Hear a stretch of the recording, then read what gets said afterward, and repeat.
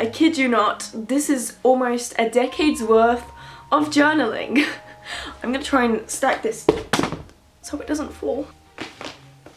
So as you can see, these are all my journals, and it's not necessarily about the volume, obviously. They're numbered from 1 to however many there are. The way I journaled 9 years ago, even 2 years ago, is significantly different to the way I approach journaling now. In this video, I'm going to share my journal evolution and then give some tips on how to journal and the different ways of approaching it and how to actually stick to it. Because it's all well and good saying, yeah, I want to journal, but the likelihood of actually sticking to it is probably fairly low, as most habits and healthy things tend to just dwindle over time. You know how it is. Don't forget to like and subscribe, and let's get on with the video. Journaling has been used for many centuries by great creatives such as Leonardo da Vinci. His name is so satisfying to say. I don't know why. This is a very nice name. Vincent van Gogh, also a very, very nice name. Also like modern creatives like Emma Watson. It has been also used to document history. An example is Anne Frank's journal. So basically you get the gist. Journaling has very valuable uses and has been used by many people over a long period of time. There's got to be something in it, right? It's typically a space where people can kind of find refuge in a book and its pages when the world seems to be crumbling, which is most of the time, it seems like. But these days, more often than not, the world is crumbling inside our heads, inside our minds, as our fast-paced society kind of whirls round us and we can't keep up. Putting pressure on ourselves. There's just a lot of things these days can take a mental impact. So journaling can give us that space to rant about the things that are happening. It can also give us a perspective on the things we are dealing with or the things that we're going through. It might make you realise it's not as important as you once thought. Or, my favourite, it could just be a playing ground for really fun and grand ideas. Journaling is great, in theory. When I first started journaling, I honestly didn't like it too much. I really didn't. Also don't like reading journal entries that I wrote back in like 2014, 2015. The way I went about journaling just wasn't the healthiest. Would tend to vent about everything and anything and really focus on the negatives. It's in our nature to focus on the negatives because obviously survival, we have to notice when something is going wrong so we can survive. But basically I also used to force myself to write at least 2 pages every single night for 4 years in a journal. Don't ask me why, I just thought that that is what I had to do for some reason. Here is my evolution. The very first one is actually this one here. I definitely had like a few mini journals, which I called diaries at the point, when I was like 5 or 6. Kid entries of who I had a crush on. It wasn't anything like significant, but I thought I had to guard it with my life. When I turned 12, so almost a decade ago, was given a notebook, this one here. From that day on, I started to journal and I haven't stopped since. I remember the very day I was given, I'm gonna start journaling for the rest of my life. That was my commitment. Honestly, I've kept that commitment, to be honest. Done pretty well. So between 2014 and 2017, I wrote every single day. I wanted to document my life. And at 12 to 14, I tended to write about what was happening in school. It was pretty light-hearted things. No one really tells you, oh, here's a journaling technique. Here's a question you could ask yourself. Make it up, as you do as a kid.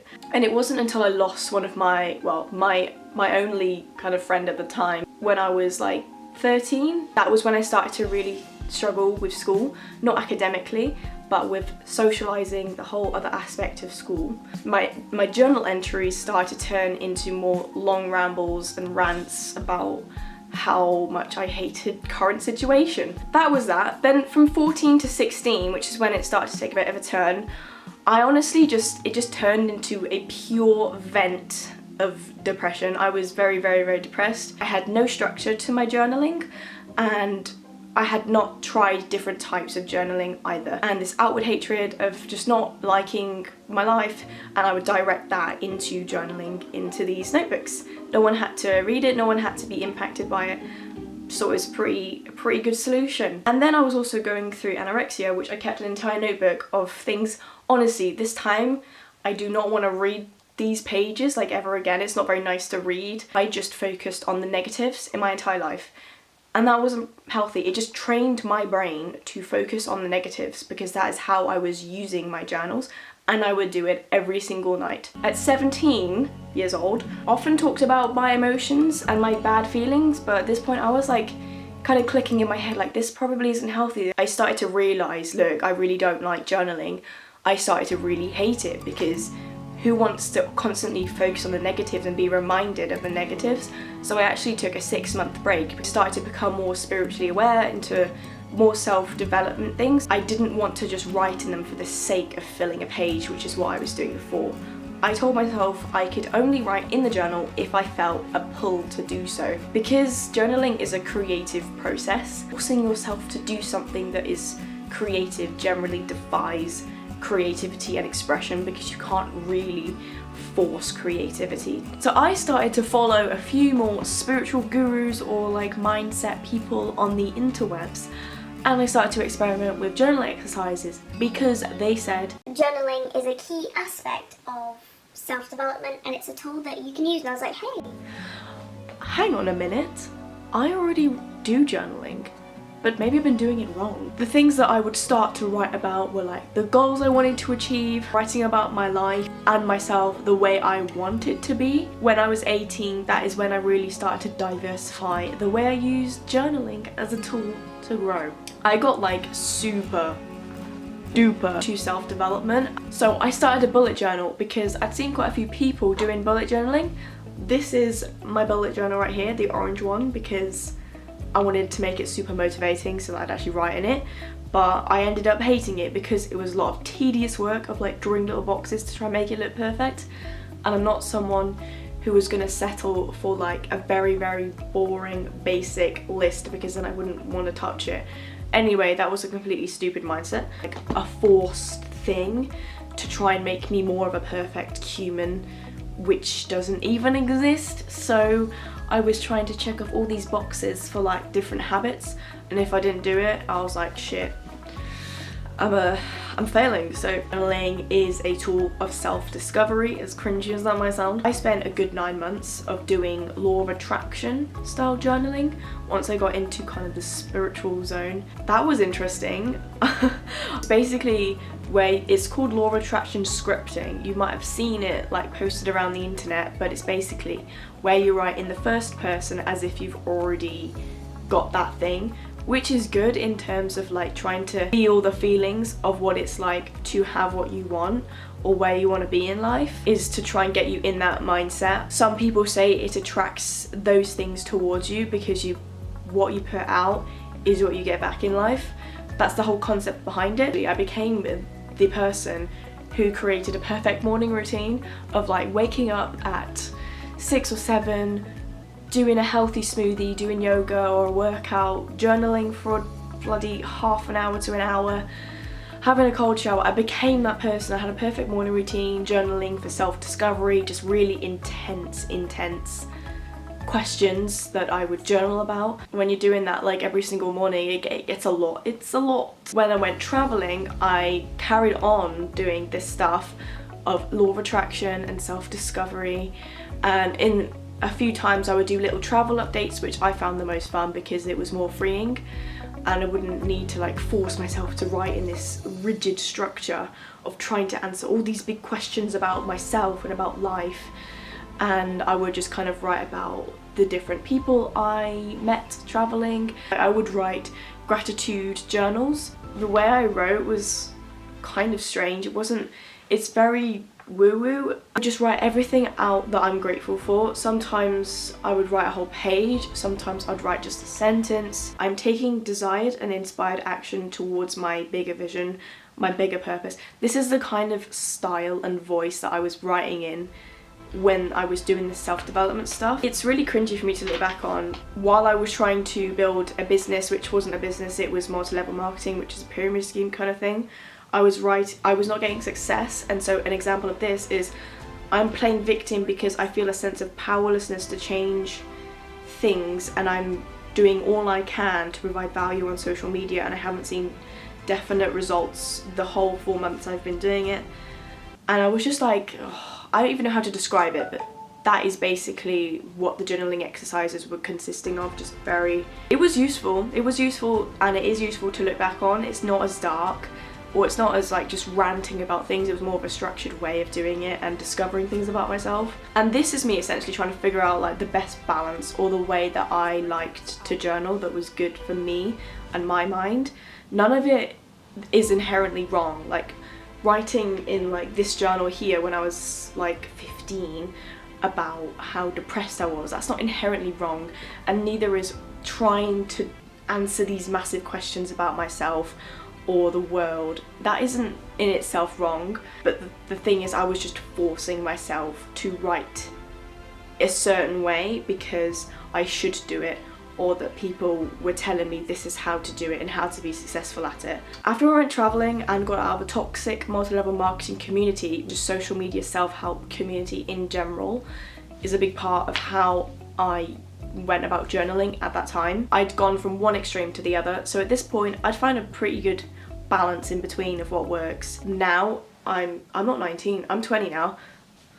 It's much more of a creative and, dare I say the word, sacred practice. This is my current journal. So you can actually create your own design of journal. So I painted this gorilla and I put my name on it, and I actually found that it's really nice to kind of write in a journal where it's your own artwork. The way I do it is I put like a title. That's how I structure my journaling now. I find that putting titles makes it really easy to kind of, if you want to ever go back to a journal entry, you can just scan the titles and you can find which one it is. So I don't abuse journaling anymore. I don't force myself to like say, this is a question that you need to answer right now in 2 pages. Like, it's not like that anymore. Do like a bit of everything with journaling. It's just what I'm drawn to. And I currently do exercises that still do help me discover parts of myself, and in doing this you have to be super honest with yourself. We as humans are very, very good at lying to ourselves, you know? We're very good at lying about what we want to achieve, because we can see the array of achievements that are possible. And so we might lie to ourselves saying, oh, I want to achieve this because this person's done it. It's about kind of just letting like everything go and just asking yourself questions and answering it in an honest way, rather than trying to force yourself to put yourself in a box, which is what I was doing. Like, what beliefs do I currently have? Where has this belief come from? What things was I drawn to as a kid? If I was to start from scratch, what would I do? What am I unwilling to let go of in my life that is holding me back? If I'm struggling with a problem, I'll ask myself, what is the root of this problem? I also do random creative writing things. Middle part of a random story, for example, it's not for everyone, but I'm just drawn to creative writing sometimes. Or like shadow work, where I'll write out like a letter to my 5-year-old self, for example, and what I would tell her. Like, those are the kinds of things that I do. Maybe I'll journal like 4 times a week, maybe I'll journal once, maybe not at all. Like, it's not very rigid. There is value and build a journaling practice where you do it once a day, once every other day, to get into a routine. So that's my kind of journal evolution from how I used to write when I was like 10 years old to how I write now at 20 years old. It's drastically different, but the thing is, you don't realize how different it is until you look back. Sometimes we just need a dark room and we need a cozy blanket. Go into that kind of flow state to access some things that we might not be truthful to ourselves about, facing things that we don't necessarily want to face. We can peel back the layers of ourselves. We're like ogres. Ogres have layers, so do humans. Ogres have layers. Onions have layers. How can you get started? How can you get started? Here's an answer you might not like. Whatever bloody way you want to. However, sometimes it is good to have a little bit of a structure. So start out by like looking up some questions online. Just type up journaling exercises or journaling questions online. Pick any random one and have a go at answering it. Oh, timers are very, very useful. If you set yourself a timer for like 5 minutes or 10 minutes, it gives you kind of a little creative bubble. Because even though people say, oh, creativity, you need like space and you need unlimited things, it is useful to have like a little structure. to help you along with that creative process, and also it's less overwhelming. If you say, oh, I'm going to be only writing for 5 minutes, it's a lot less intimidating than saying, I can write when I feel like stopping. Not forcing yourself into an unrealistic regime where you journal for at least 4 pages every single day for like 4 years.